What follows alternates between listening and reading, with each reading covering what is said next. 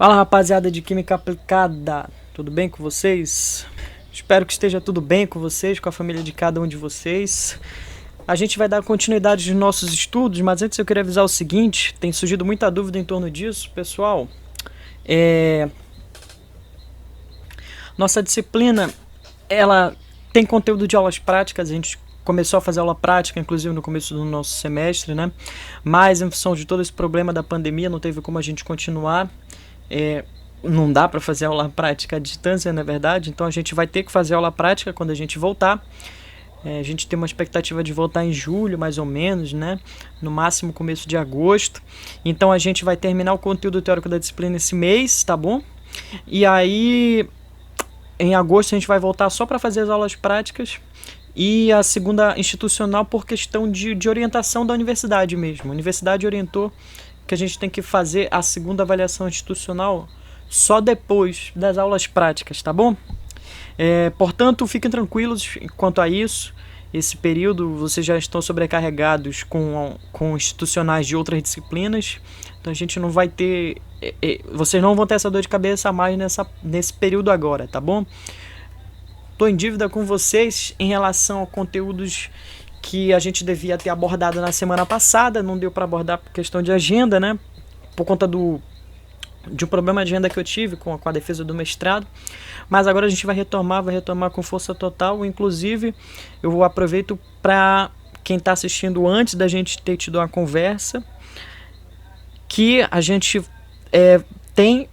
está tendo ou vai ter uma conversa sobre como que a gente vai fazer com o final da disciplina, tá? Final da parte teórica da disciplina.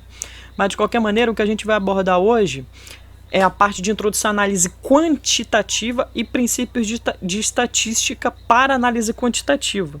Mas antes eu quero também aproveitar para falar para vocês do seguinte: provavelmente o pessoal deve ter achado extremamente complicado, e é mesmo, a parte de análise qualitativa clássica, tá? Queria avisar, pessoal, que a gente não vai ter cobrança de avaliação em cima do que a gente viu nas últimas duas aulas sobre análise qualitativa clássica, tá? O que significa? Significa que os conteúdos que a gente viu de análise qualitativa de cátions e ânions, eles são uma forma de conhecimento que a gente vai precisar usar na aula prática dessa parte. A gente não vai cobrar nada em cima disso porque é absurdo, né, pessoal? São grandes procedimentos com muitos passos. Uma pessoa não tem que decorar nada daquilo. Aquilo está nos manuais justamente para a gente consultar os manuais e a gente poder fazer análise com o manual do lado, como se fosse uma receita. A gente segue a receita, a gente não precisa decorar a receita, né? Nem de análise qualitativa de ânions, nem de cátions, tá? Fiquem tranquilos quanto a isso. Bom, então, como eu falei, a gente vai falar de introdução à análise quantitativa e princípios de estatística. Que significa que a gente vai abordar o que, pessoal? E com qual objetivo? Nosso objetivo nessa parte é estimular em vocês, estudantes de Química Aplicada, primeiro, as competências necessárias para entender os princípios de análise quantitativa, tá? Os tipos de análise quantitativa que a gente tem, alguns conceitos e definições estatísticas relacionadas, que a gente vai abordar nesse tópico. Além disso, desenvolver em vocês habilidades para diferenciar esses tipos de análises que sejam mais apropriadas para cada caso e para desenvolver cálculos de estatística básica aplicados às análises químicas. Ou seja, a gente vai chegar numa parte agora em que a gente tem que lançar a mão de algum conhecimento básico de matemática para tratar dos dados das nossas análises, tudo bem? Isso é fundamental, tá? Bom, e qual que é a motivação que nos leva a procurar entender isso? Ou seja, para quê, né?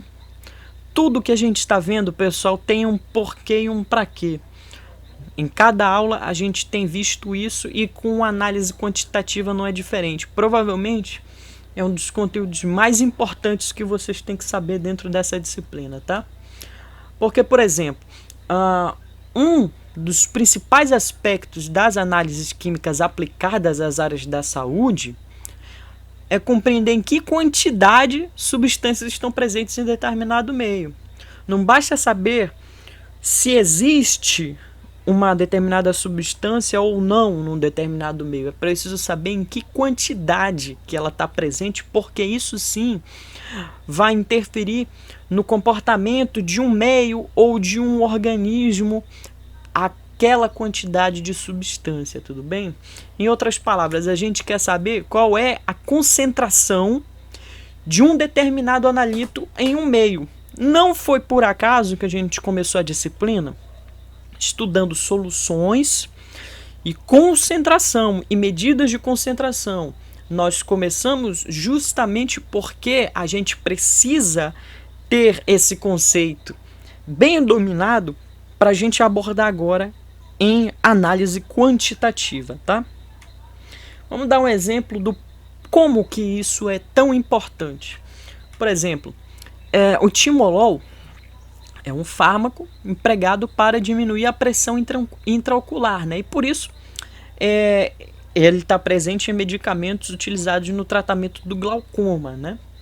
Essa aqui é a fórmula estrutural do timolol. Essa aqui é uma das suas apresentações comerciais, em que ele se apresenta como uma solução tópica oftálmica, né?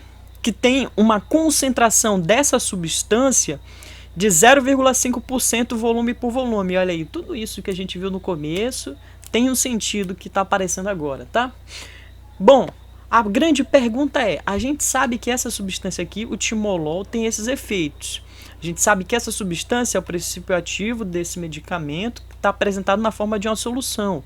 E que esse princípio ativo se apresenta na concentração de 0,5% volume por volume, que é o ideal para esse tipo de tratamento. E a gente pergunta, como que a gente sabe que esse soro oftálmico tem uma concentração de 0,5% volume por volume na sua composição? Como a gente sabe isso?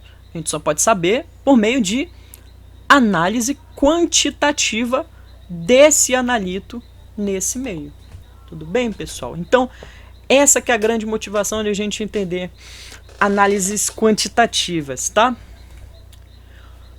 Bom, e toda análise quantitativa, assim como toda análise qualitativa, tem um procedimento geral.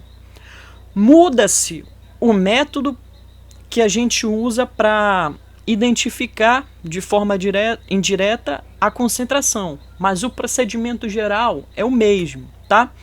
A gente viu na aula de introdução à análise qualitativa que tinha um procedimento geral.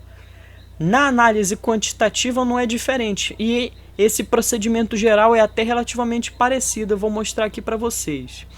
Pessoal, a primeira coisa que a gente faz é selecionar qual que vai ser o método de determinação de forma indireta, e a gente vai já entender por que é de uma forma indireta, da concentração do analito. Então, primeira coisa que a gente faz é selecionar o método. Depois disso, a gente vai partir para um procedimento de obtenção da amostra. E isso também tem alguns aspectos envolvidos que a gente vai mencionar. A gente tem também o processamento dessa amostra, porque nem sempre a amostra vai estar presente de uma forma que a gente consiga medir a propriedade que a gente quer de forma direta, na forma como a amostra se apresenta. E depois do processamento, a gente faz algumas etapas de decisão. Primeiro, se a amostra é solúvel, a gente vai fazer o quê? A gente vai seguir no nosso procedimento, que em geral esses procedimentos são conduzidos em análise por via úmida. Mas e se a amostra não for solúvel, o que a gente faz? A gente tem que fazer uma dissolução química, para então seguir com o procedimento. Bom, considerando que a amostra é solúvel, se ela se apresentar na forma de uma solução, o que a gente faz? Aí a gente parte para outra etapa decisória, que é verificar se a propriedade que a gente quer medir, ela de fato é mensurável, do jeito que a amostra está. Se dá para medir a propriedade do jeito que a amostra está, a gente segue o procedimento. Mas se não, a gente precisa mudar a forma química com que a amostra se apresenta. Aí, seguindo o procedimento, se der para medir a propriedade, a gente parte para uma etapa de eliminação de interferências, ou seja, aspectos presentes na amostra que podem modificar a nossa medida. Depois disso, nós partimos de fato para a medida de uma propriedade X.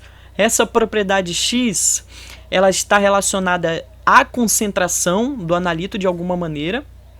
Então, o cálculo dos resultados, que significa o quê? Significa transformar a medida de uma propriedade X em medida de concentração. E, finalmente, uma estimativa da confiabilidade dos resultados, né? Porque nós vamos fazer uma medida em cima de uma amostra, uma análise quantitativa, ok, mas nós sabemos o quanto essa análise quantitativa é confiável, ou seja, se o procedimento que a gente fez, ele realmente representa o que acontece na amostra real, a gente não sabe. A gente precisa lançar mão, então, de ferramentas estatísticas para saber o quanto que a nossa análise foi confiável, tudo bem? Então, esse é o procedimento geral de uma análise química quantitativa. A gente vai abordar nessa aula cada um dos principais aspectos envolvidos nessas etapas do procedimento, tudo bem? Vamos começar pelo seguinte: vocês viram que o primeiro passo foi a seleção do método. O que é a seleção do método? A seleção do método é essa etapa que consiste em determinar qual será o método analítico. Ou seja, nós temos hoje em dia diversos tipos de abordagem, diversos tipos de métodos e tecnologias que nos permitem fazer uma análise. Mas qual delas a gente tem que usar? Então, essa etapa que é a seleção do método. E ela leva em conta os seguintes aspectos. Os seguintes aspectos a gente tem que considerar para a gente optar por um determinado método. Primeiro, a quantidade de amostra disponível para análise.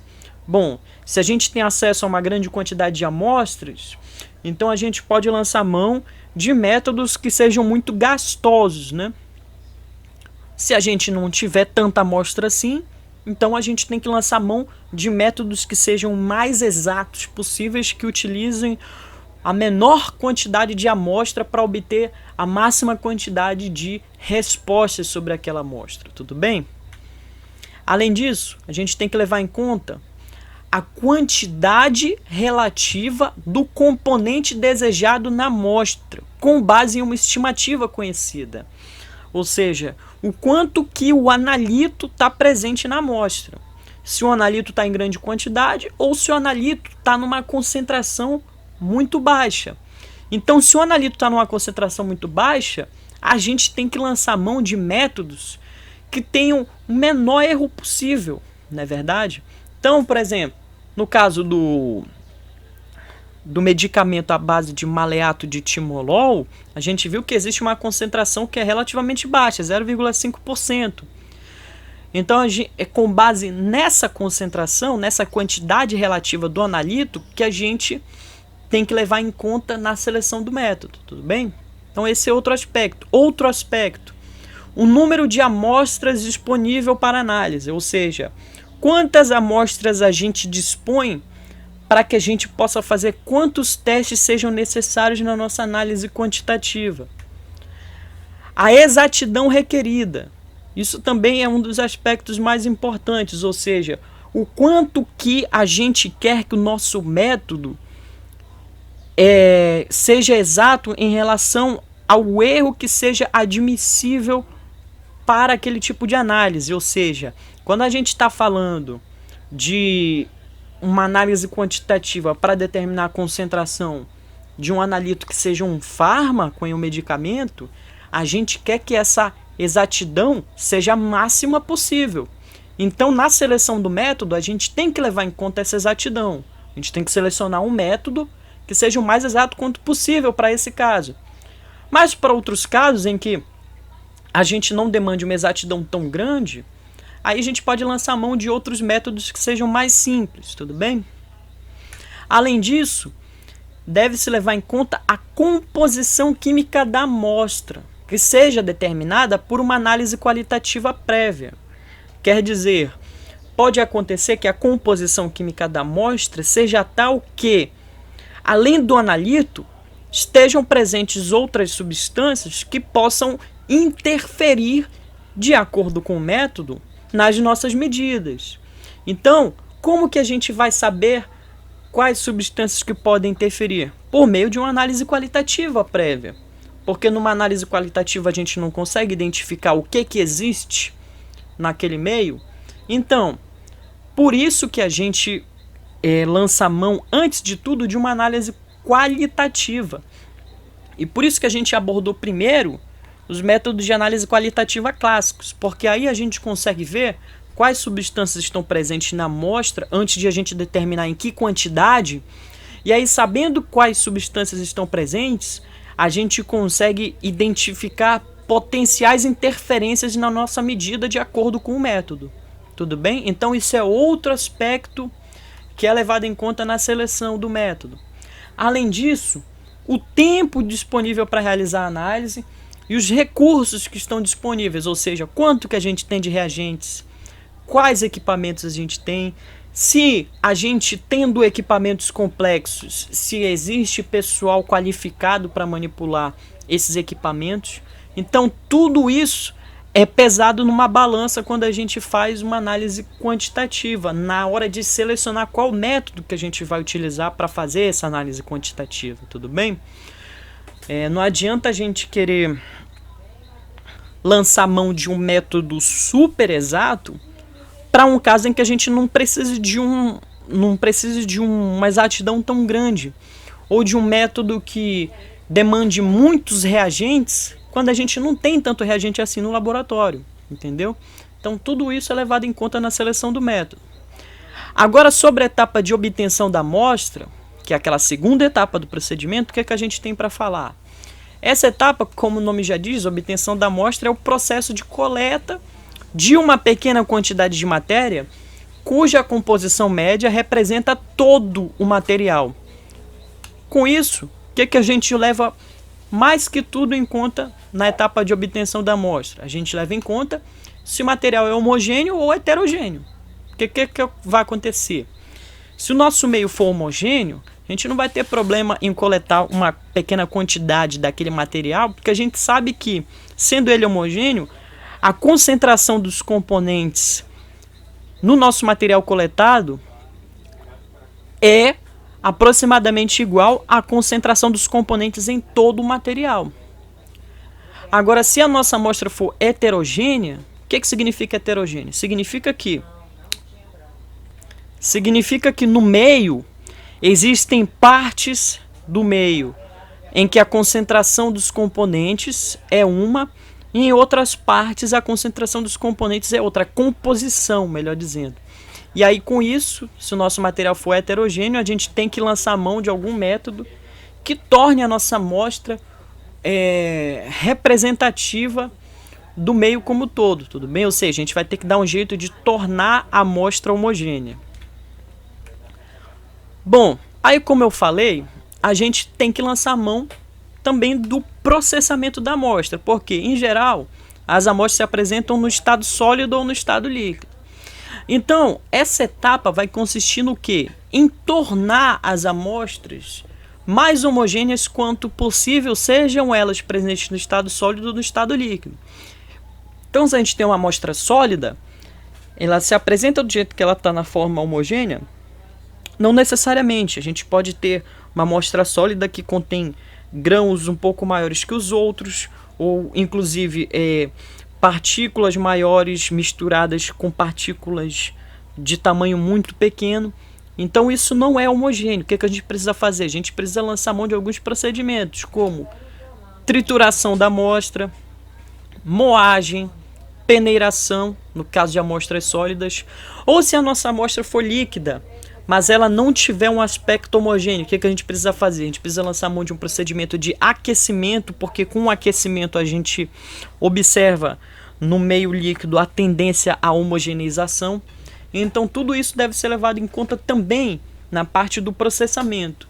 O que a gente puder fazer para tornar a amostra mais homogênea quanto possível, a gente tem que fazer. Tudo bem? Claro. Por exemplo, em questão de aquecimento, além disso, a gente precisa avaliar se, por exemplo, a gente não está lidando com substâncias termoláveis, né? Aí a gente tem que ver qual que é a temperatura que a gente tem que aquecer, por quanto tempo. Tudo isso é avaliado, tudo bem? Como eu falei, algumas amostras precisam ser dissolvidas em água, meio ácido ou meio alcalino. Por quê? Elas não estão presentes de uma forma homogênea, nem que elas sejam uma amostra homogênea, seja ela sólida ou líquida. Então o que a gente faz? A gente lança a mão da solubilização da amostra. Isso pode ser feito, dependendo, né, de cada tipo de amostra, em água, no meio ácido, no meio alcalino. Isso também é avaliado.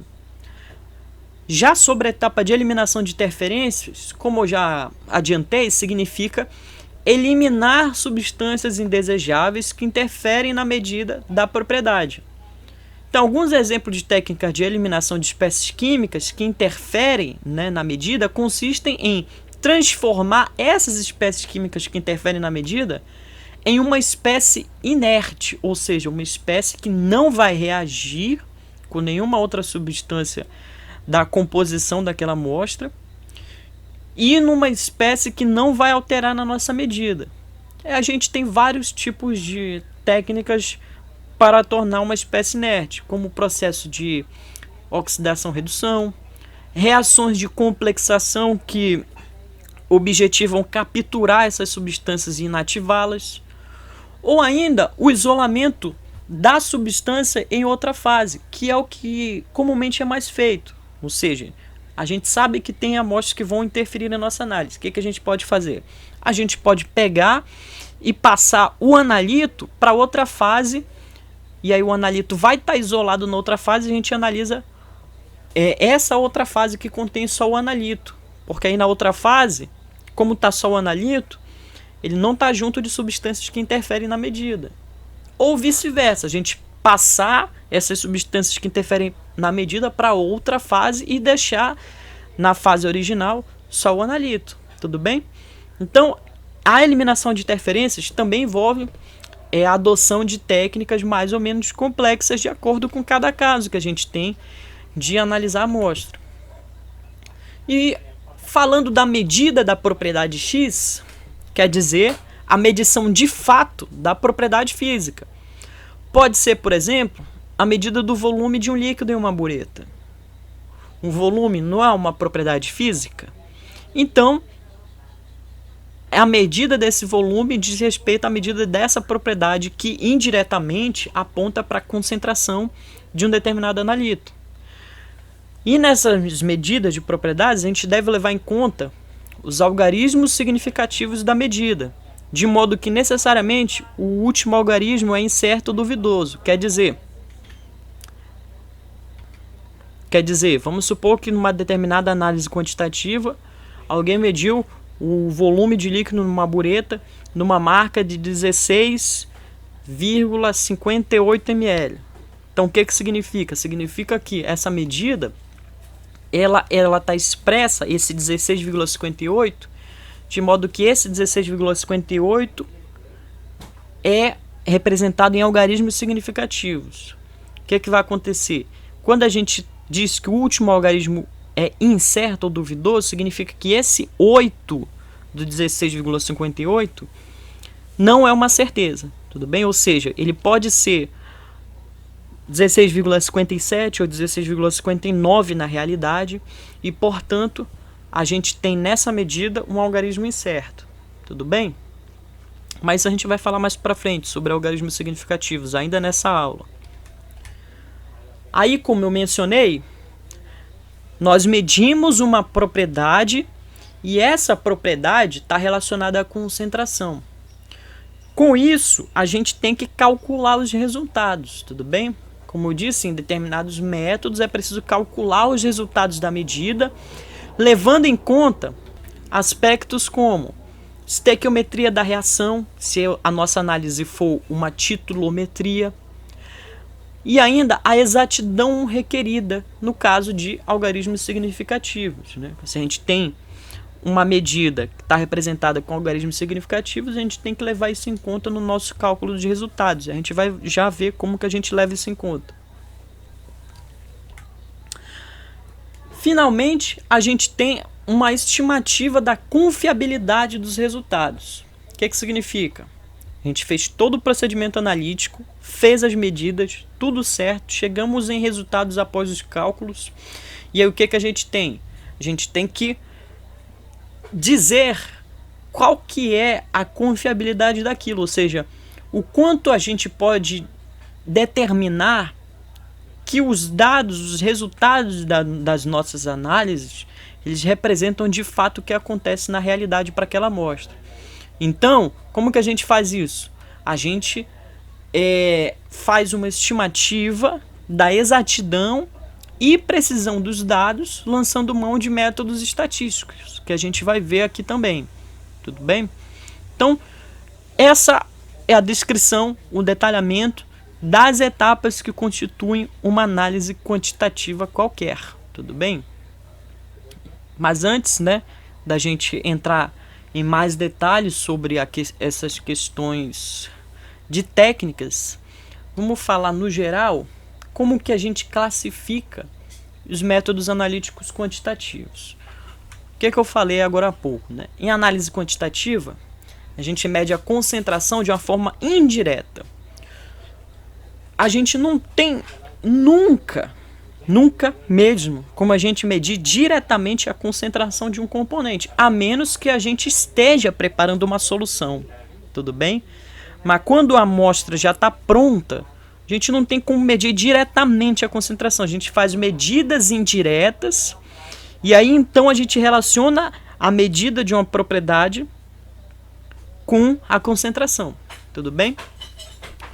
Ou seja, a concentração de um determinado analito é feita a partir da medida de outras grandezas físicas, que podem ser, melhor dizendo, a massa, o volume, a absorção de radiação eletromagnética. Vai ficar mais fácil de entender quando a gente mostrar a figura. Parece uma coisa muito complexa, a absorção de radiação eletromagnética, a carga elétrica, entre outros. Vamos dar um exemplo de como que a gente pode aferir o quanto que uma solução, uma amostra presente numa solução, melhor dizendo, uma amostra de uma solução, ela é concentrada em determinado analito por meio da absorção de radiação eletromagnética. Olhem para essa figura. Essa figura, ela representa amostras de uma solução, tudo bem? Com diferentes concentrações de determinado analito. Intuitivamente, a gente já pensa que a amostra que tem maior concentração no analito é a amostra mais escura, não é verdade? Que aí a amostra mais escura, pela nossa observação do que acontece na realidade, sempre as soluções mais escuras são aquelas que têm maior concentração em determinada substância, Então, por exemplo, quando a gente prepara um café solúvel, quanto mais preto está aquela solução, mais a gente sabe que ele está concentrado nos componentes do café. E quanto mais claro, mais amarronzado, até mesmo mais avermelhado, a gente sabe que menos concentrado ele está. Então, a gente tem como medir a concentração de um analito numa solução pelo quanto que aquela solução absorve de luz. Então, se a solução ela é mais preta, nesse caso aqui, então essa amostra da solução está absorvendo mais luz que as outras, Por isso que ela é preta, porque ela absorve a luz. Então, se ela absorve a luz, que é uma radiação eletromagnética com maior intensidade que as outras amostras, então ela tem uma concentração maior daquele analito aqui nessa amostra em relação às outras. Essa outra amostra aqui da esquerda, por outro lado, ela é mais clara que todas as outras, ou seja, ela absorve menos a radiação eletromagnética, absorve menos a luz. Portanto, a gente pode intuir que a concentração do determinado analito é menor nessa amostra em relação às outras. Então, vocês viram que, por meio dessa propriedade física, a absorção de radiação eletromagnética, a gente consegue estabelecer uma relação com o que a gente quer medir, que é a concentração do analito. Tudo bem? Então, a gente classifica os métodos analíticos quantitativos de que maneira? Entendido isso, a gente classifica de duas formas. Entre os métodos clássicos, que a gente chama de métodos estequiométricos, ou métodos instrumentais, que a gente também chama de métodos não estequiométricos. Então, os métodos clássicos, estequiométricos, são aqueles que se baseiam, de alguma forma, no consumo do determinado analito, seja através de uma reação química, seja através de uma transformação química. Já os métodos instrumentais, são os não estequiométricos, eles se baseiam na medição de uma propriedade de forma direta, lançando mão de instrumentos, né, que tem algum nível de aplicação tecnológica, que permitem medir essa propriedade e estabelecer uma relação entre a propriedade e a concentração. Tudo bem? O que significa isso? Significa que os métodos clássicos a gente faz com os equipamentos de laboratório que a gente viu até agora. Vidrarias e reagentes. Já os métodos instrumentais, a gente desenvolve com o quê? Com outros equipamentos mais complexos que a gente vai ver daqui para frente, que medem as propriedades físicas diretamente, né? E estabelecem a relação entre a propriedade e a concentração. Tá bom? Vamos ver quais são esses métodos. Bom, entre os métodos clássicos, ou métodos estequiométricos, a gente tem a volumetria e a gravimetria. Na volumetria, a propriedade física medida é o volume. E na gravimetria, a propriedade física medida é a massa. Tudo bem? A gente vai ver cada um desses em detalhes nessa parte de análise quantitativa, não nessa aula.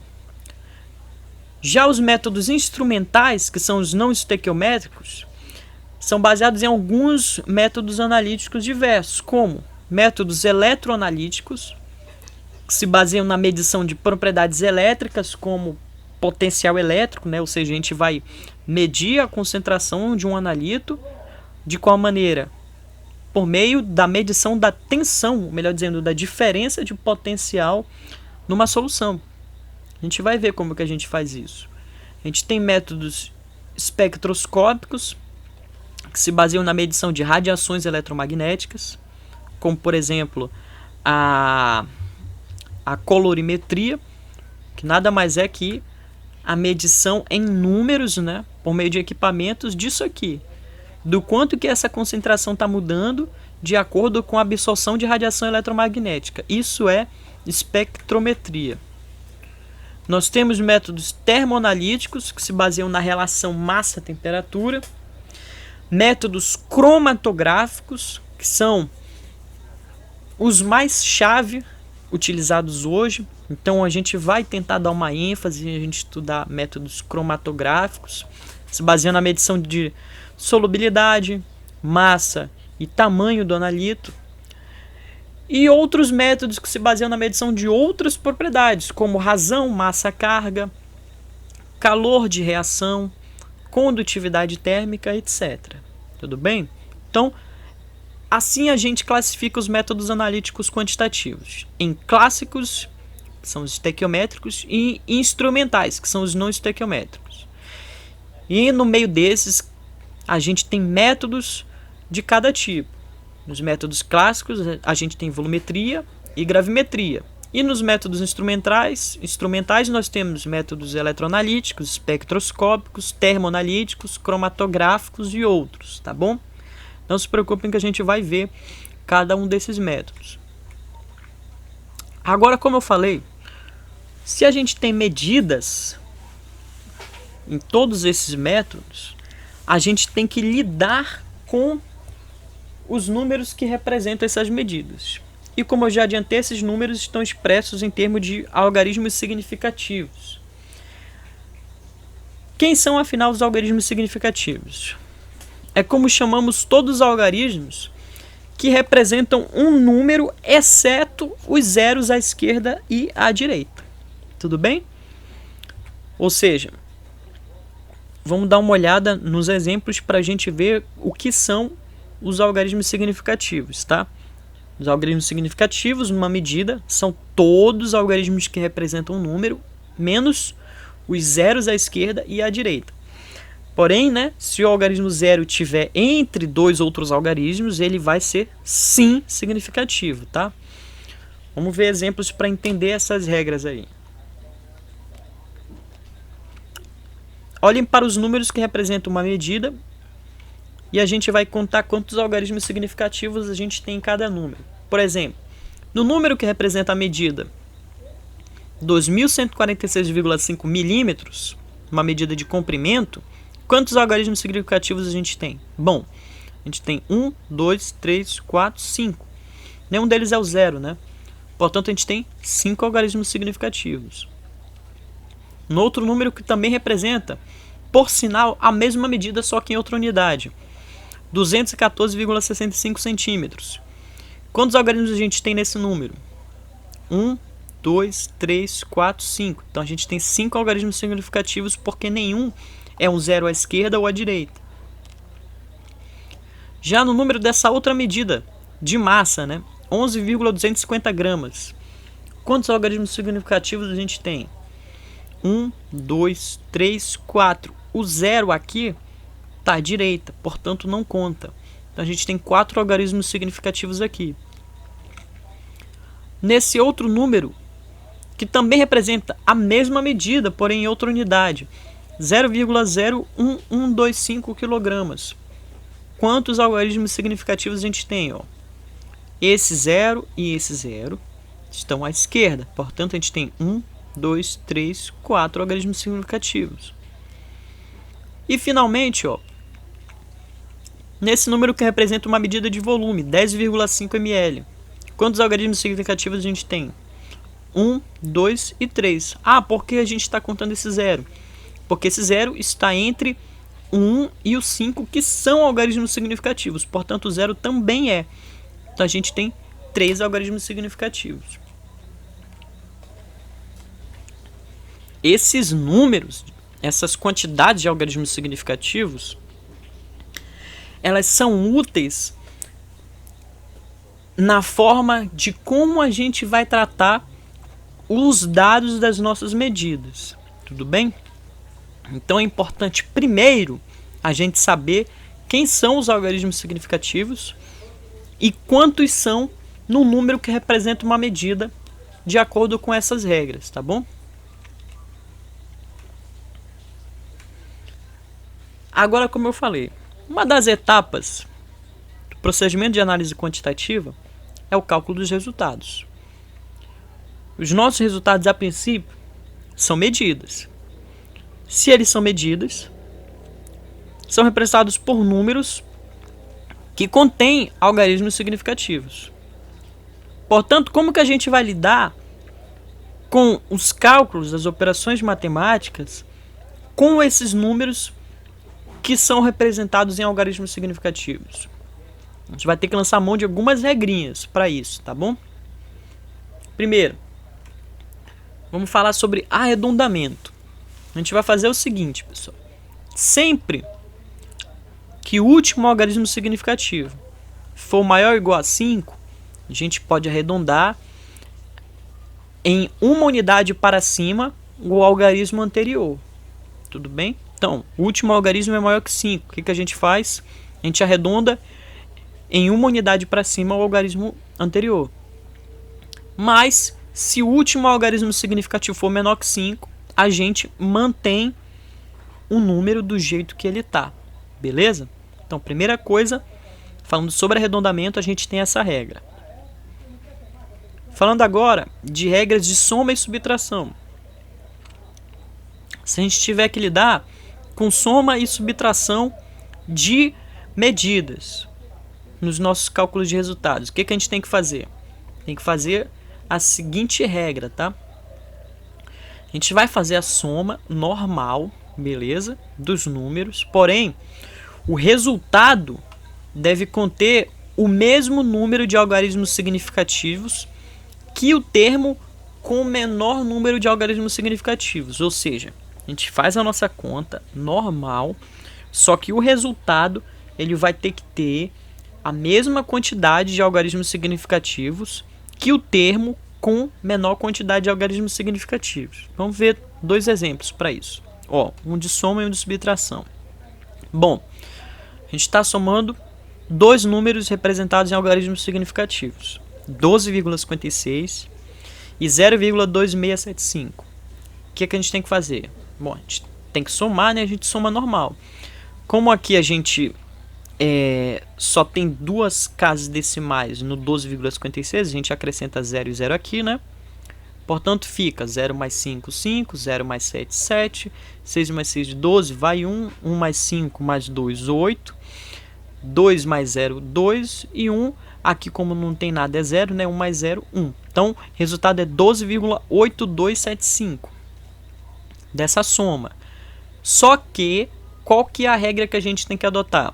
Que o resultado da operação tem que conter o mesmo número de algarismos significativos que o termo com menor número de algarismos significativos. Ou seja, vamos avaliar quantos algarismos significativos a gente tem. Ó. No 12,56, quantos algarismos significativos? 1, 2, 3, 4. E no 0,2675, quantos algarismos significativos? 1, 2, 3 e 4. Mas quantos algarismos a gente tem no resultado? 1, 2, 3, 4, 5, 6. Então, se o resultado tem 6 algarismos significativos e os 2 termos que estão sendo somados, cada um tem 4 algarismos significativos, significa que o nosso resultado tem que ter somente 4 algarismos significativos. Então, o que a gente tem que fazer? A gente tem que eliminar esse algarismo e eliminar esse outro algarismo para a gente ficar só com 4. E como que a gente faz isso? A gente vai tirar o 5, vai tirar o 7 e vai arredondar para cima esse 2. Por quê? Porque, ó, essa regra de arredondamento, o 7 é maior que 5. Se o 7 é maior que 5, a gente arredonda o algarismo anterior em uma unidade para cima. Portanto, a gente vai ter, ao invés de 2 aqui, 3 como último algarismo. Logo, a forma correta de escrever 12,56 mais 0,2675 é 12,83, que é o resultado dessa soma com essas regras de algarismos significativos. Beleza? Qual que é a regra? O resultado tem que ter mesma quantidade de algarismos significativos que o termo com menor quantidade de algarismos significativos. Vamos ver isso no outro exemplo. Nessa operação, 7,5 menos 4,208. Mesma coisa, a gente alinha a vírgula, né? Aqui no 7,5, a gente tem que acrescentar 0 aqui e 0 aqui, né? E a gente faz a conta, né? 0 menos 8 não dá para fazer, a gente empresta 1 do algarismo anterior. Só que o algarismo anterior é 0 também. Então, empresta 1 do 5. Vai ficar 4. O algarismo anterior passa a ser 10. E quando a gente tira 1 de 10, fica 9 aqui, né? Nesse algarismo anterior. E o último, como emprestou 1, com o 0 fica 10. Aí 10 menos 8, 2. Aqui, como a gente viu, tinha ficado 9. 9 menos 0, 9.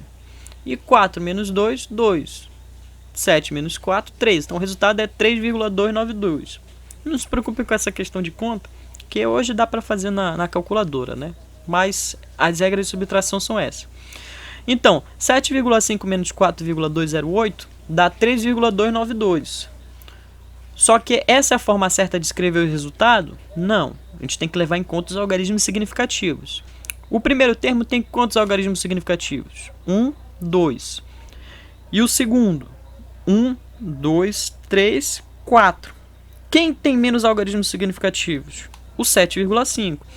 Portanto, o resultado tem que ter mesma quantidade de algarismos significativos que ele. Portanto, 2 algarismos significativos. Logo, se no 3,292 a gente tem 1, 2, 3, 4 algarismos significativos, a gente tem que cortar esse 2 e cortar esse 9. Como 9 é maior que 5, a gente arredonda em um algarismo para cima o algarismo anterior, em uma unidade para cima o algarismo anterior. Ou seja, a gente vai cortar o 2, cortar o 9, e como o 9 é maior que 5, a gente vai acrescentar 1 aqui no 2. Vai ficar mais 2, 3. Portanto, a forma certa de escrever O resultado dessa operação, 7,5 menos 4,208, não é 3,292, é 3,3, tudo bem? Então esses são dois exemplos que mostram como que a gente aplica essa regra para soma e subtração com algarismos significativos, que a gente pode ter que trabalhar quando a gente está lidando com o cálculo dos resultados nas nossas análises quantitativas, tudo bem?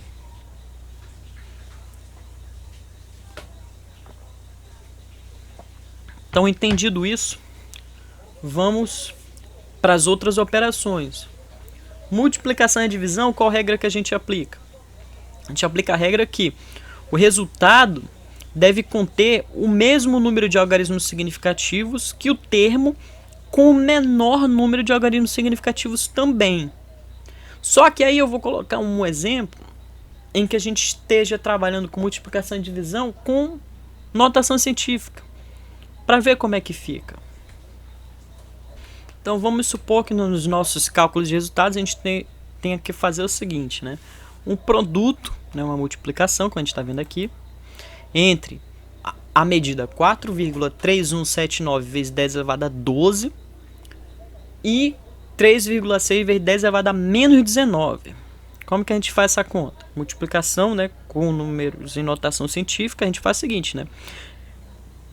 Multiplica esses dois fatores, né, o 4,3179 pelo 3,6, vai dar 15,5444 e multiplica as potências. 10 elevado a 12 vezes 10 elevado a menos 19 dá 10 elevado a menos 7, beleza? E aí, 15,5444 vezes 10 elevado a menos 7 está em notação científica? A gente viu que não está. Por quê? Porque 15,544 é maior que 10, né? Maior ou igual a 10, né? E a gente viu que a notação científica, a gente tem esse fator que multiplica a potência sempre como um número escrito entre 1 e 10. Se 15 é maior que 10, então a gente tem que transformar isso num fator que esteja entre 1 e 10. Logo a gente passa essa vírgula para cá para a esquerda, né? E ao invés de ter 15,5444, a gente vai ter 1,55444. E com isso a gente tem que somar 1 aqui nesse expoente da potência. E aí menos 7 mais 1 dá menos 6, beleza? A gente tem que somar 1 porque a gente andou uma casa decimal para a esquerda, tá? E aí, mesma coisa que eu falei, isso também dá para fazer na calculadora tranquilo. Bom, entendido isso, essa é a forma certa de a gente escrever o resultado desse produto, dessa multiplicação. Não é. A gente tem que levar em conta os algarismos significativos. E aí, pessoal, o que que acontece?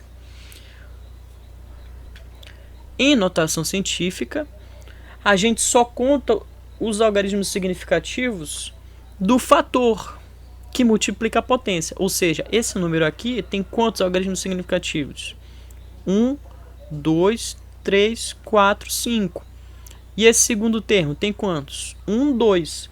Portanto, se o resultado tem que ter o mesmo número de algarismos significativos que o termo com menor número de algarismos significativos, então o resultado tem que ter só 2 algarismos significativos. Então não é certo escrever 1,55444 vezes 10 a menos 6. A gente tem que cortar o 4, o 4, o 4 e esse 5 aqui. E aí a gente vai aplicar a regra de arredondamento. Se esse último algarismo é 5, e portanto ele é maior ou igual a 5, né? Nesse caso igual, a gente tem que arredondar o algarismo anterior para cima, aumentando uma unidade. Logo a gente corta esse 5, soma uma unidade nesse algarismo anterior, a gente vai ter 5 mais 1, 6, e a forma certa de escrever essa operação de multiplicação com algarismos significativos é 1,6 vezes 10 a menos 6, tudo bem? Ou seja, a gente aplica a mesma regra que para soma e subtração, que é qual? Resultado tem que ter mesma quantidade de algarismos significativos que o termo com menor quantidade, beleza? E finalmente, última operação aritmética, vamos falar de logaritmo, tá? No caso do logaritmo, a gente vai aplicar a seguinte regra. E logaritmo, a gente às vezes precisa muito, tudo bem? para tratar dados. A gente vai entender por que mais para frente, principalmente quando a gente for estudar equilíbrio ácido-base. Então, caso do logaritmo, o resultado deve ter o número de casas decimais. Vejam bem, não é número de algarismos significativos, é número de casas decimais que o número de algarismos significativos da grandeza numérica. Tudo bem? Recapitulando. No caso de uma operação de logaritmo, o resultado tem que ter o mesmo número de casas decimais que o número de algarismos significativos da grandeza numérica. Vamos ver em exemplo como que isso fica. Quando a gente tira o logaritmo de 0,0339, como que a gente tem que expressar esse resultado? A gente tira esse logaritmo na calculadora, a gente tem lá o resultado que tem várias e várias casas decimais, mas como que a gente expressa da forma certa? Bom, em logaritmo de 0,0339, a grandeza numérica tem quantos algarismos significativos? Esse zero não conta, esse zero não conta. Ela tem 1, 2, 3 algarismos significativos. Portanto, o resultado tem que ter 3 casas decimais, beleza? Portanto, o resultado tem que ser, nesse caso é menos, né? 1,470. Com 470 a gente tem 1, 2, 3 casas decimais. Mesma quantidade de algarismos significativos da grandeza. 1, 2, 3. Beleza? Vamos ver no outro exemplo. Logaritmo de 5,8. Mesma coisa. A gente coloca na calculadora, vai dar um resultado cheio de algarismos. Mas qual é a forma certa da gente escrever? Bom, em 5,8, quantos algarismos significativos a gente tem? 1, 2. Portanto, o resultado tem que ter 2 casas decimais. Ou seja, 0,7676 são o quê? 2 casas decimais. Beleza, pessoal? Então, essas são as regras que a gente aplica com as operações quando a gente trata com algarismos significativos. E a gente sempre vai ter algarismos significativos quando a gente tratar de medidas nas nossas análises quantitativas, tá bom? Então, todo mundo já fica ciente de quais regras que a gente vai ter que usar quando a gente tiver que fazer os nossos cálculos dos resultados, tá bom? Agora vamos falar de confiabilidade dos resultados, que todo mundo percebeu que a última etapa da análise quantitativa é a estimativa da confiabilidade dos resultados, né? O que acontece, pessoal? Sempre vai existir erros nas medidas. Isso daí é uma característica intrínseca, tudo bem? Não importa qual equipamento que a gente utilize, vai existir algum tipo de erro na nossa medida em relação ao que acontece na realidade, tá? Então, os erros nas medidas podem ser classificados de duas maneiras. Ou são erros determinados ou erros indeterminados. Os erros determinados a gente também chama de erros sistemáticos. Ou seja, erros que a gente consegue identificar. Já os erros indeterminados a gente também chama de erros aleatórios. Ou seja, advém de fontes aleatórias que a gente não consegue determinar. Então, um erro determinado é um erro que dá para a gente minimizar. Por exemplo, se a gente utilizar um equipamento calibrado, se a gente calibrar um instrumento, calibrar o balão volumétrico, calibrar a bureta, calibrar a pipeta, a gente consegue reduzir esse tipo de erro. Tudo bem? Ou seja, é um erro que a gente consegue controlar. Tudo bem? Os erros determinados.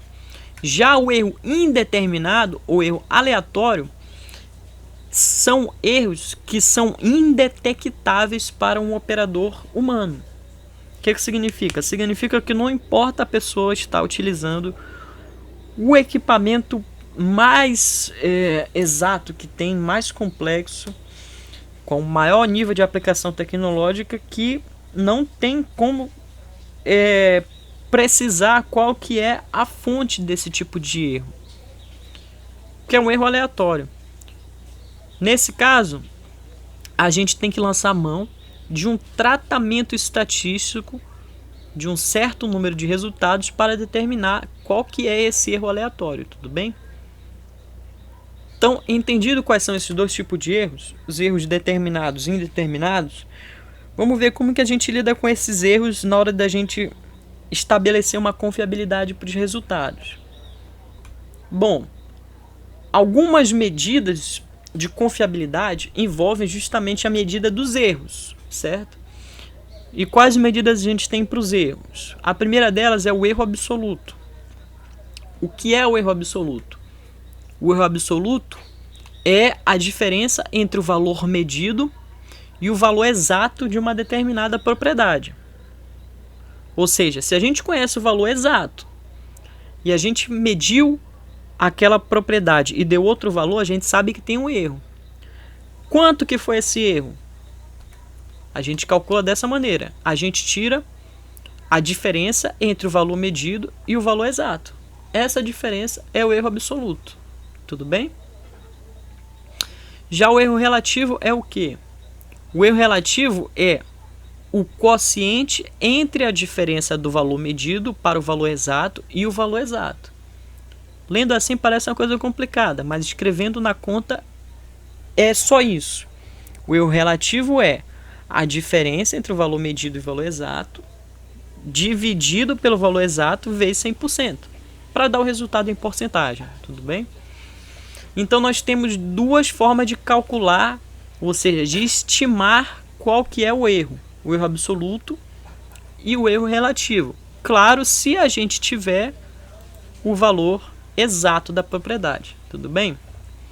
Num exemplo isso fica mais claro da gente entender. Vamos ver esse exemplo.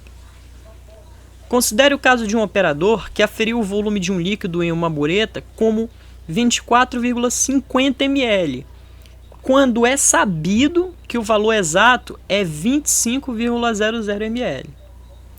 Pede-se para determinar o erro absoluto e o erro relativo percentual cometido pelo operador nessa medida.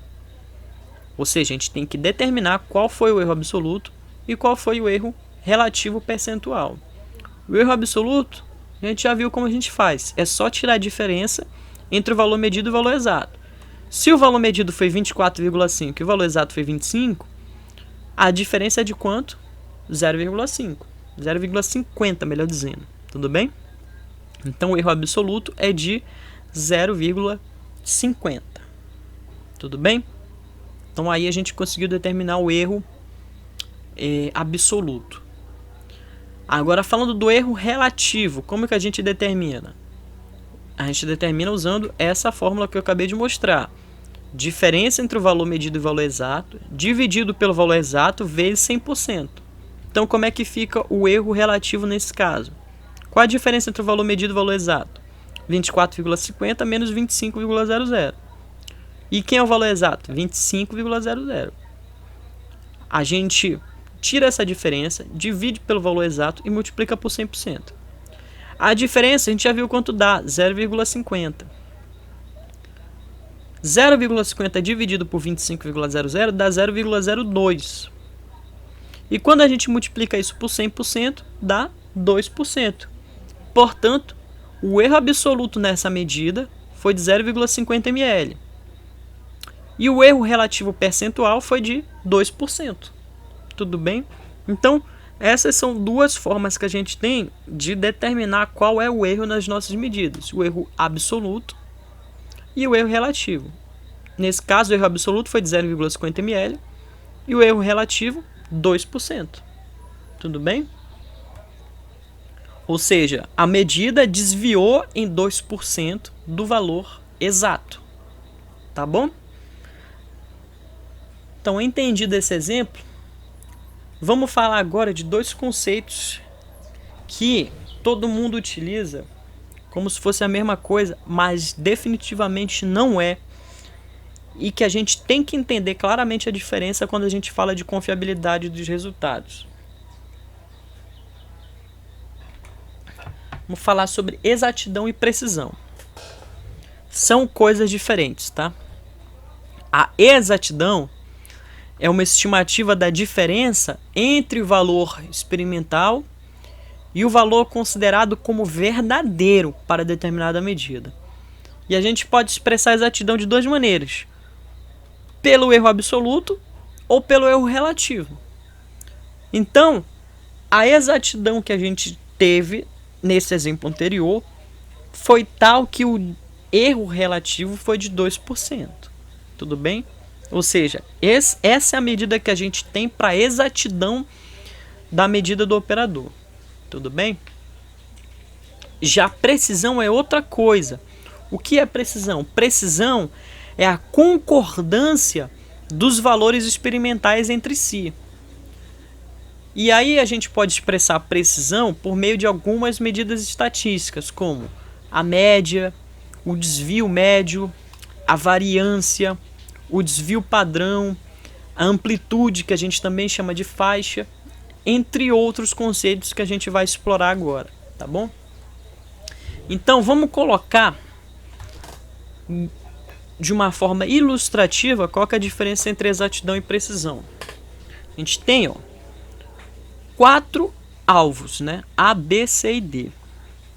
E aí a gente vai utilizar as marcas dos alvos para determinar o que é exatidão e precisão no conceito, tá? Olha aqui, no alvo A, a gente está vendo que a gente teve vários tiros, né, nesse alvo. Mas a gente observa aqui, a gente tem duas tentativas que chegaram bem perto do centro do alvo. O que significa? Significa que se chegaram bem perto do centro do alvo, essas duas medidas, a gente teve aqui um rol de tentativas que foi exata. Exata por quê? Porque a diferença para o alvo aqui nesses dois casos foi bem pouquinha. Mas esse rol de tentativas foi preciso? Não. Por quê? Porque uma tentativa está muito longe da outra. Um tiro foi aqui na periferia, outro tiro foi aqui, outro tiro aqui, outro aqui. E esses outros dois foram perto do alvo. Todos distantes entre si, apesar de dois terem chegado perto. O fato desses dois terem chegado perto confere exatidão. Mas teve precisão?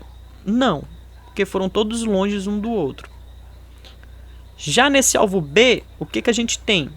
Todos os tiros muito perto do alvo. O que significa? O fato de cada um estar perto do alvo indica que a gente teve exatidão.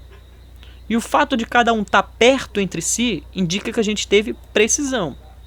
Então isso que é exatidão e isso que é precisão. Beleza? Exatidão, os tiros perto do alvo, e precisão, os tiros perto entre si. Tudo bem? Nesse alvo C, a gente teve qual situação? Nenhum tiro chegou muito perto do alvo. E todos os tiros estão distantes entre si. Portanto, a gente tem uma condição de não exatidão e não precisão. Não exatidão porque nenhum chegou perto do alvo, e não precisão porque todos estão distantes entre si. E já nesse alvo D, a gente está vendo que a gente tem vários tiros um perto do outro. Ou seja, isso é precisão. Mas todos estão distantes do alvo. Isso é não exatidão. Beleza? Então, exatidão é o quanto as medidas estão perto do valor exato, do valor real. E precisão é o quanto que as medidas estão perto entre si. Tudo bem? Então é isso, pessoal. Agora, se a gente já falou das estimativas de exatidão, o erro absoluto e o erro relativo, vamos falar das medidas de precisão, pessoal. Quais são as estimativas de precisão que a gente tem? Eu já falei de algumas, a gente agora vai explorar os conceitos. Primeiro, média aritmética. O que é a média aritmética? Média aritmética, né, é o valor médio determinado pelo somatório dos elementos de um rol dividido pelo número de elementos. Ou seja, para calcular a média, a gente soma todas as medidas e divide pela quantidade de medidas. A gente vai já ver um exemplo de como que isso fica. A mediana, por outro lado, é simplesmente o valor do elemento central quando o rol é organizado em ordem crescente. Tudo bem? Então, média é o resultado dessa conta, e a mediana é simplesmente o valor do meio, ou seja, o elemento central, quando a gente organiza os dados em ordem crescente. Tá bom? Isso também a gente vai ver. O desvio médio, por outro lado, é a diferença entre o valor de um elemento e o valor médio. Ou seja, a gente calcula a média. O que a gente faz para calcular o desvio médio? A gente tira a diferença entre o valor daquele dado e a média. Tá bom? A variância, por outro lado, é uma medida de dispersão calculada pelo seguinte: pelo somatório dos quadrados dos desvios médios dividido pelo número de elementos. Ou seja, para calcular a variância, que a gente utiliza esse símbolo aqui, ó, sigma ao quadrado, a gente faz o seguinte: a gente faz um somatório de todos os desvios médios elevado ao quadrado. Tudo bem? E divide esse somatório pelo número de elementos do rol, ou seja, pela quantidade de dados que a gente tem. Beleza? Já o desvio padrão também é uma medida de dispersão que a gente calcula da seguinte maneira: raiz quadrada da variância. Então, desvio padrão a gente calcula sabendo a variância e a gente tira a raiz quadrada da variância e a gente tem o desvio padrão. Ou seja, se a variância é o somatório dos quadrados dos desvios médios dividido pelo número de elementos, então o desvio padrão vai ser a raiz quadrada disso. E finalmente a amplitude. A amplitude é simplesmente a diferença entre o valor máximo e o valor mínimo de um elemento de um rol. Ou seja, a amplitude é a diferença entre o valor máximo e o valor mínimo que a gente tem entre os dados. Tudo bem? No exemplo, isso vai ficar muito mais explicativo. Vamos tomar esse exemplo. Considere o caso de uma análise volumétrica para a determinação da concentração de um ácido em uma solução.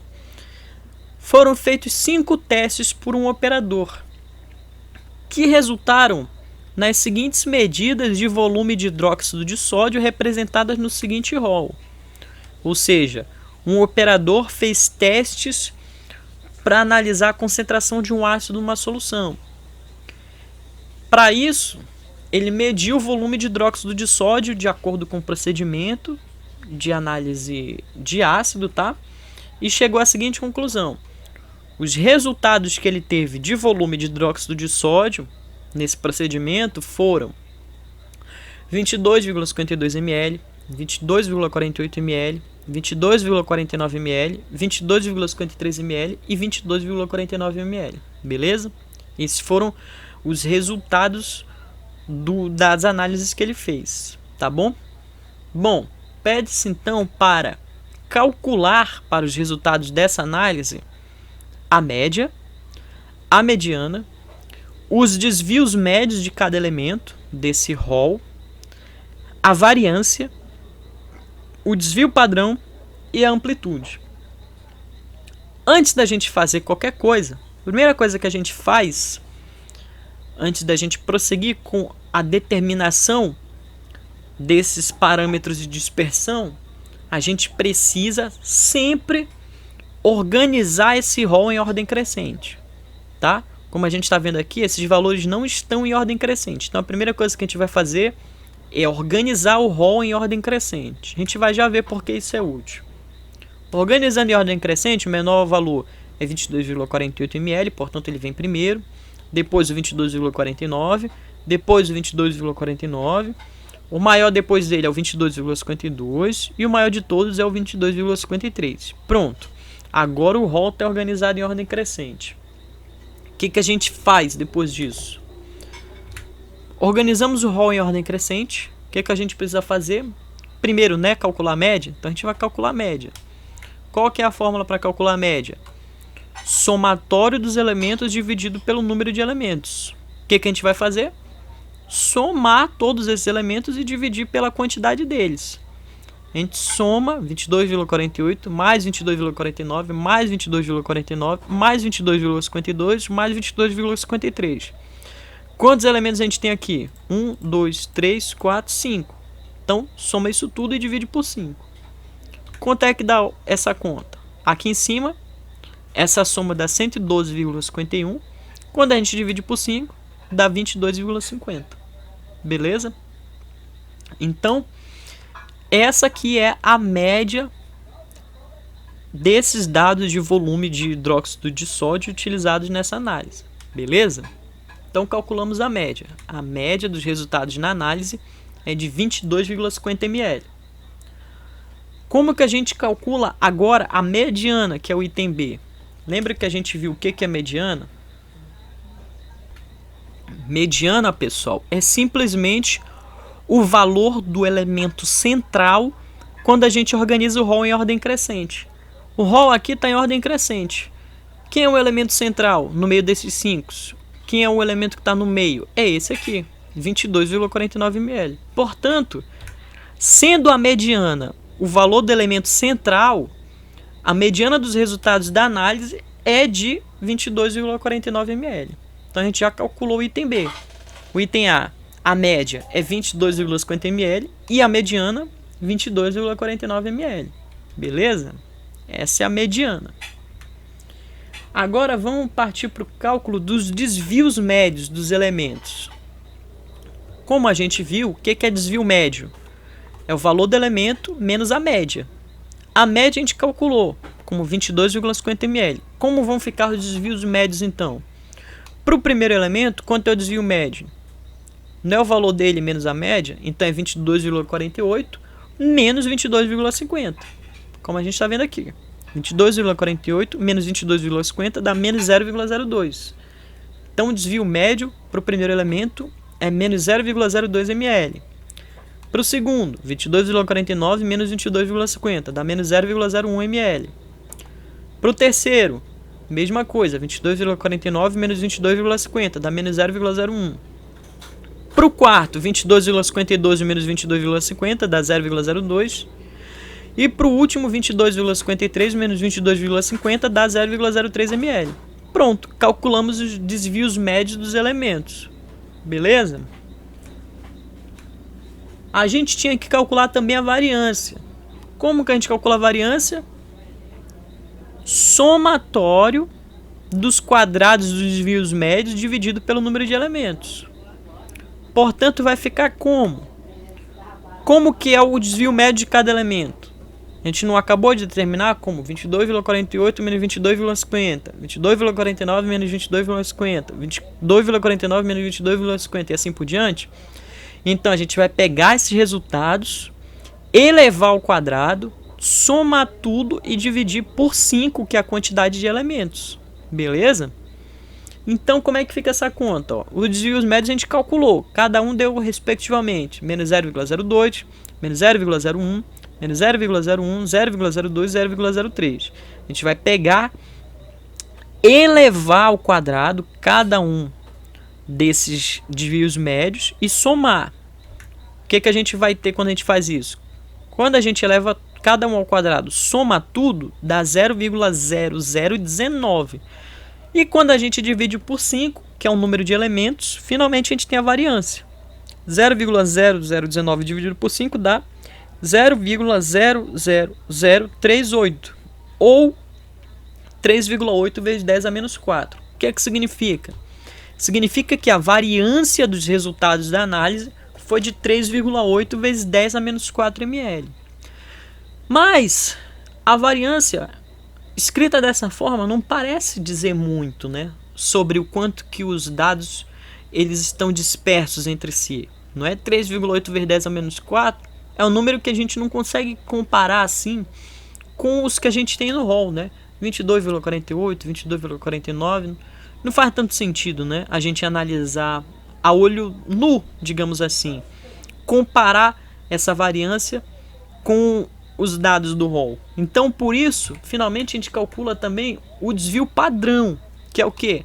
Raiz quadrada da variância. Quando a gente tira a raiz quadrada da variância, que é 0,0038, a gente acabou de calcular, a gente tem um desvio padrão de 0,019. Portanto, o desvio padrão dos resultados da análise é de 0,019 ml. Aí sim a gente consegue enxergar mais ou menos o que está acontecendo em relação à dispersão dos dados dessa análise. Significa o quê?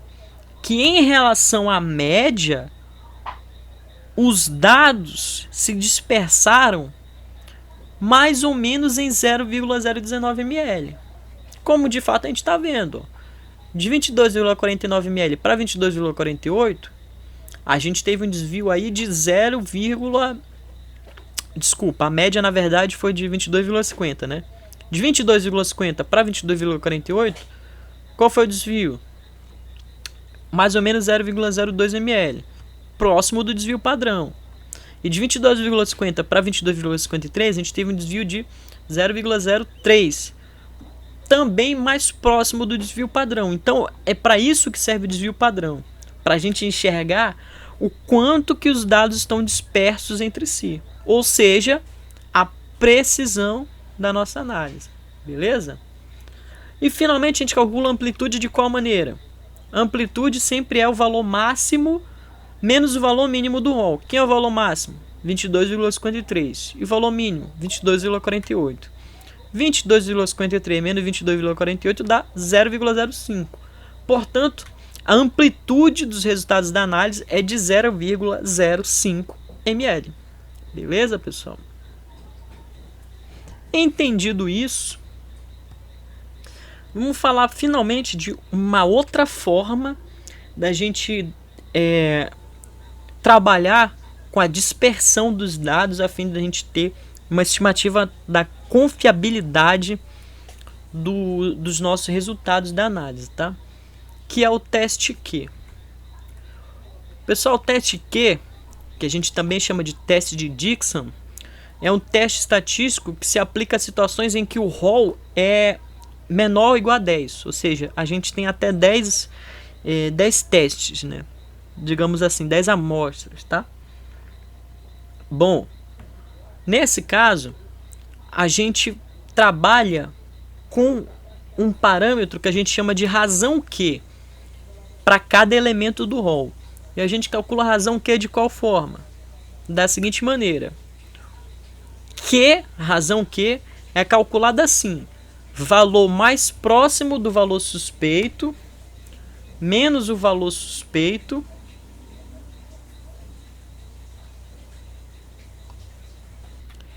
dividido pelo maior valor menos o menor valor.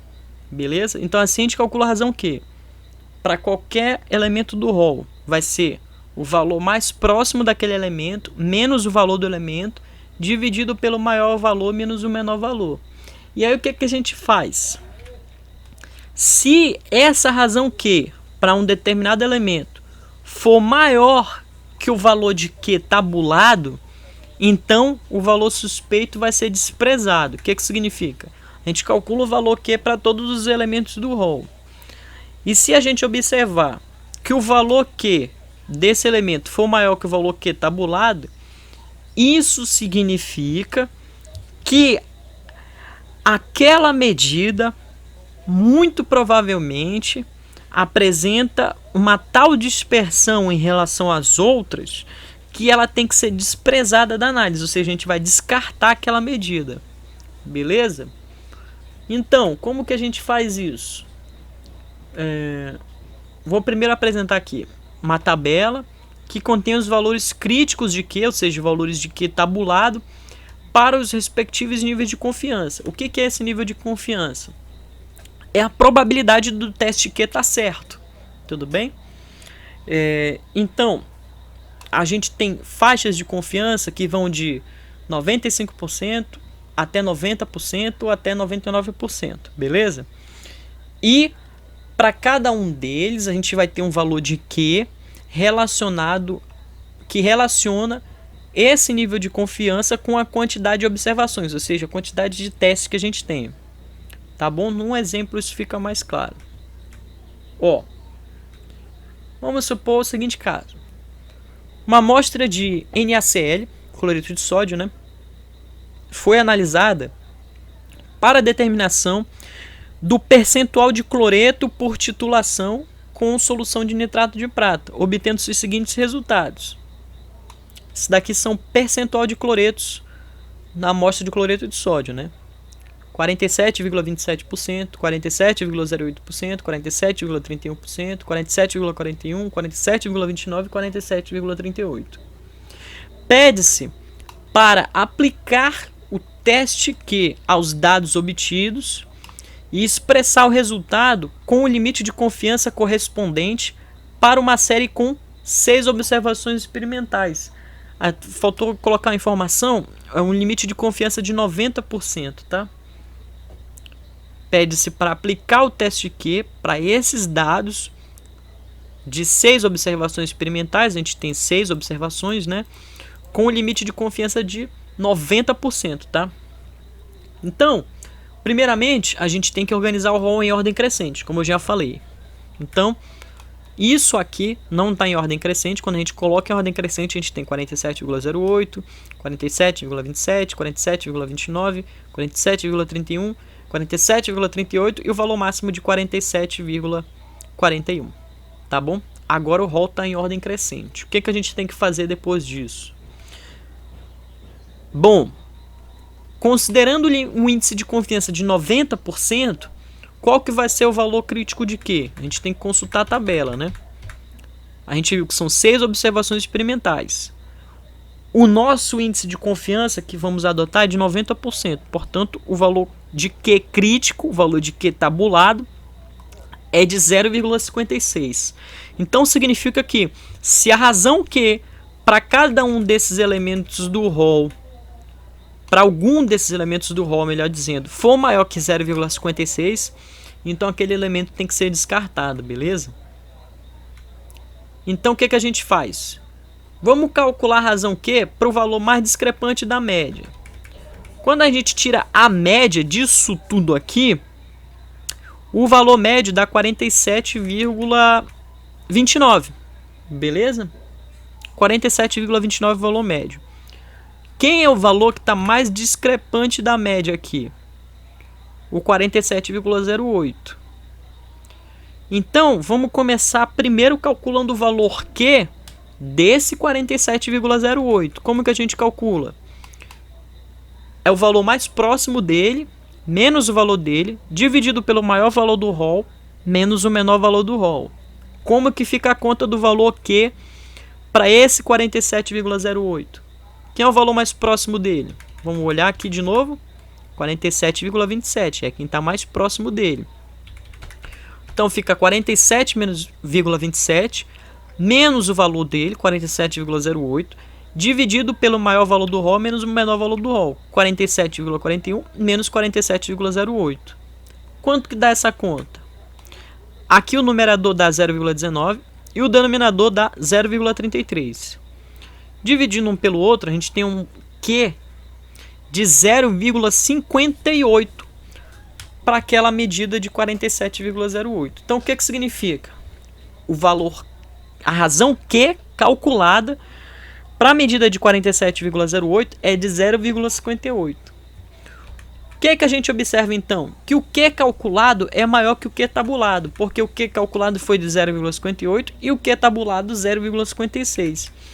Se 0,58 é maior que 0,56, a gente tem essa condição de que o valor de 47,08 deve ser descartado do rol.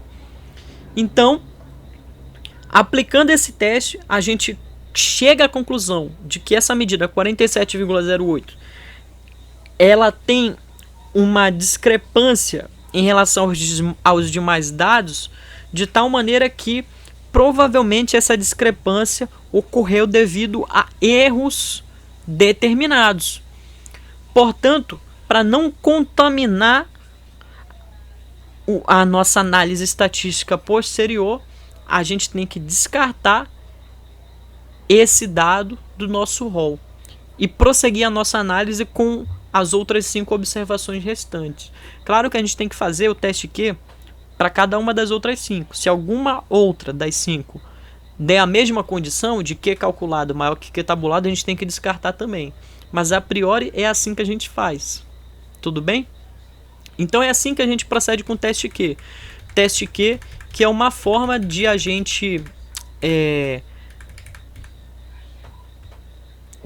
determinar uma condição de uma condição de dispersão entre os dados de uma determinada análise quantitativa, e com isso a gente eliminar dados que, de acordo com esse teste, eles estejam muito discrepantes devido a erros determinados. Tudo bem, pessoal? Então é isso que a gente tinha para ver hoje sobre princípios de análise quantitativa e princípios de estatística aplicados à análise quantitativa. Estou encaminhando também uma lista de exercícios para que vocês possam praticar esses princípios. E qualquer dúvida que vocês tiverem, podem me contatar que eu vou ajudá-los pelo WhatsApp, pelo e-mail, por onde for possível. Tudo bem, pessoal? É isso. Novamente eu peço desculpa pelo problema de agenda na semana passada. Espero que todos tenham um bom estudo e mando um abraço, pessoal. Até mais.